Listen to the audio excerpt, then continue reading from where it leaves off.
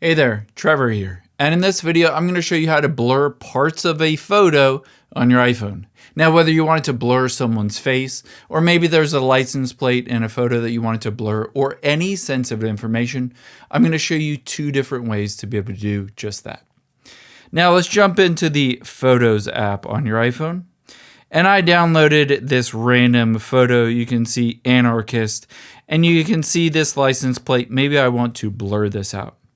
There are two ways to be able to do this.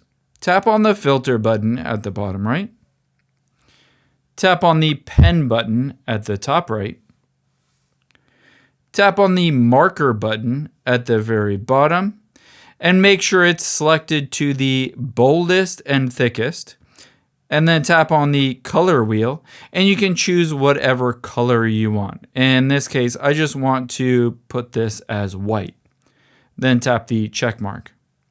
After you've done that, go back to the marker and tap on it. Now we can just take our finger and start swiping all over this. You can see it kind of blurs it and it kind of removes it, but it doesn't look great. There is a better option to be able to blur this if you wanted to as well. So let me tap the X, and instead of that, tap on the cleanup button at the bottom right. If you don't see that cleanup button, again, tap on the filter at the bottom right, and then tap on cleanup. Now, essentially what cleanup does is it will remove parts of a photo. So I'm going to take my finger, and if I just swipe over, you can see it doesn't do a great job. It just jumbles those letters. If I swipe all the way over, all around this license plate, you can see it removes it. It does kind of make it look pretty funky, and it replaces it with the rest of the car, but it does remove it or blur it out. It works a bit better for people doing this as well. So let me exit out of here and show you what it looks like on a person. So let me tap on this photo of my son, and let's say I want to blur out his face. Tap on the filter button at the bottom right. Tap on cleanup at the bottom right.